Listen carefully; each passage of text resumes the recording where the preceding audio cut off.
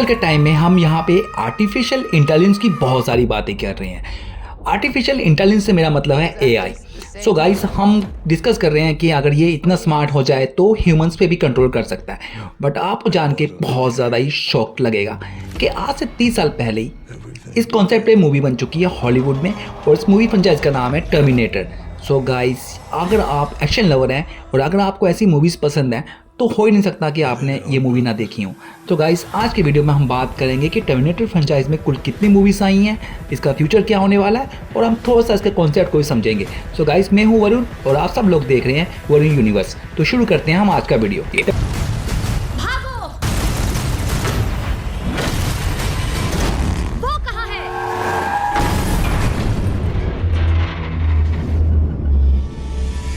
इसकी first movie का नाम था दी टर्मिनेटर। ये 1984 में आई थी और इस मूवी के डायरेक्टर थे जेम्स कैमरून। आप जानते हैं कि जेम्स कैमरून कितनी मास्टर क्लास मूवीज़ बनाते हैं और ये भी उनमें से एक खास थी। इस मूवी का कुल बजट था $6.4 मिलियन और इसने बॉक्स ऑफिस पे कलेक्शन किया था $78 मिलियन, जो उस टाइम में बहुत ही अच्छा कलेक्शन मान जाता था। इस मूवी का कॉन्सेप्ट था कि फ्यूचर से दो टर्मिनेटर आते हैं, एक अच्छे वाला और एक बुरे वाला। जो विलन का रोल था वो अर्नोल्ड ने किया था और ये ढूंढ रहे होते हैं एक लड़की जिसका नाम होता है सारा कॉर्नर, और जो दूसरा टर्मिनेटर होता है जो अच्छे वाला उसका नाम होता है काइल रीस। इनका कॉन्सेप्ट था कि इन्होंने एक ने सारा कॉर्नर को बचाना होता है फ्यूचर के लिए और दूसरे ने उसे पास्ट में ही ख़त्म करना होता है। तो कॉन्सेप्ट बहुत अच्छा था, लोगों को पसंद आया था मूवी क्रिटिकली, और ऑडियंस की भी बहुत ज़्यादा फेमस हुई थी, और इसी को देखते हुए इसका पार्ट 2 बना था। मिशन खत्म होते ही मैं तुम्हारी जान ले लूंगी। मूवी का नाम था टर्मिनेटर 2 जजमेंट डे। ये मूवी फेमस है अपने वीएफएक्स के लिए और साथ में अपने कॉन्सेप्ट के लिए। जब मेकर्स ने देखा कि फर्स्ट मूवी में हमने अर्नोल्ड को विलन बना के जो इतना फेमस और बॉक्स ऑफिस पे काफ़ी अच्छा कनेक्शन किया, तो उन्होंने डिसाइड किया क्यों ना हम अर्नोल्ड को इस मूवी में एज ए प्रोटेक्टर यूज़ करें और विलन किसी और को बनाएं।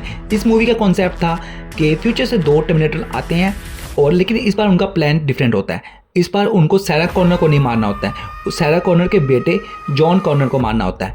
अब ये तो आपको मूवी देखने के बाद ही पता चलेगा कि असल में ऐसा वो क्यों करते हैं। बट मेकर्स का ये फैसला बहुत अच्छा गया और अर्नोल्ड को एज ए हीरो यूज़ करके उन्होंने बहुत ज़्यादा पैर छापा। और अगर आप चाहते हैं कि इस मूवी को देखना चाहते हैं तो आपको इसकी जो फर्स्ट मूवी है वो देखना चाहिए, क्योंकि इसी से आपको समझ आएगी कि ये मूवी असल में करना क्या चाहती है। और इसके बाद तुम्हें मुझे मारने की जरूरत नहीं, तुम मुझे नहीं मारना चाहते। चाहत की कोई अहमियत नहीं है, आखिर मैं एक मशीन हूं।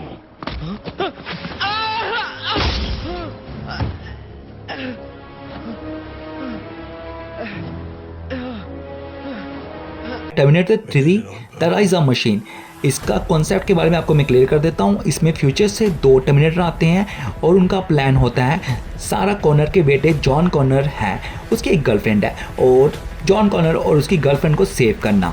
सो गाइस, टर्मिनेटर तो जो अर्नोल्ड वाला है प्रोटेक्टर, वो इन दोनों को सेव करता है, और जो दूसरा वाला होता है विलन, जो इसमें फीमेल दिखाई गई है, वो असल में उन दोनों को मारना चाहती है। सो गाइस, ये मूवी का कॉन्सेप्ट बहुत अच्छा है, इस मूवी का वीएफएक्स बहुत अच्छा था, और अगर आप टर्मिनेटर की मूवी देखना चाहते हैं तो ये थर्ड मूवी मस्ट वॉच है, क्योंकि इसमें आपको इस कॉन्सेप्ट के बारे में ढंग से समझाया गया है और आपको कुछ सीन्स ऐसे हैं जो आपको देखने में बहुत ज़्यादा इंटरेस्टिंग होंगे, और एज ए हॉलीवुड लवर ये मूवी आपको सच में पसंद आएगी। इसके बाद टर्मिनेटर फ्रेंचाइज में एक सीरीज आती है। इसके बाद टर्मिनेटर फ्रेंचाइज में एक सीरीज आती है जिसका नाम है सारा कॉर्नर क्रॉनिकल्स। असल में क्या हुआ, जो मूवी में जो एक्टर्स ने जो रोल प्ले कर दिए थे, इस सीरीज़ में आपको वो कोई नहीं दिखेगा, एक बिल्कुल फ्रेश फेस दिखेंगे। और ये मूवी जो सीरीज़ है, ये अलग ही टर्मिनेटर वेस है।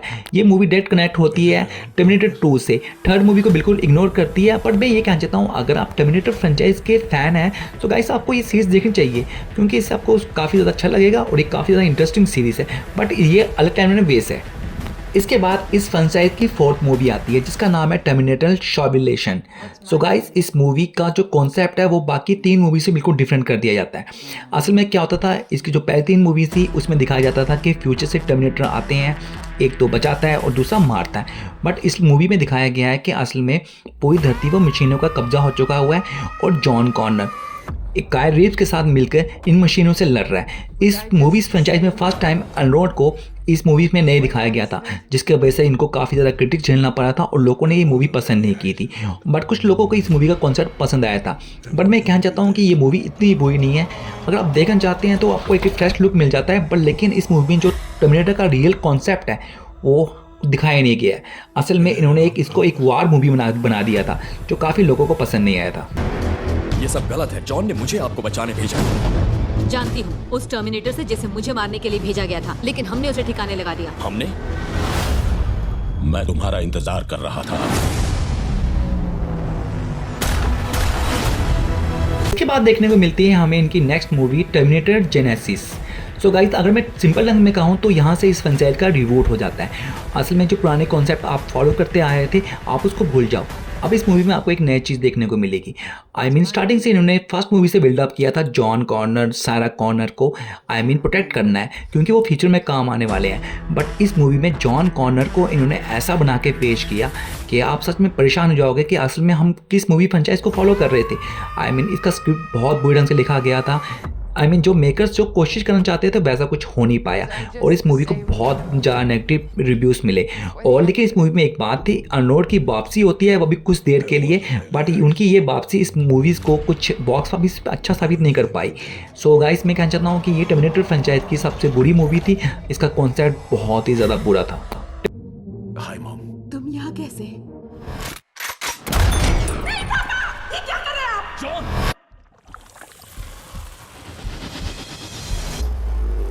तुम उनकी तरह कैसे बन गए? जिंदा रहने के लिए बनना पड़ा।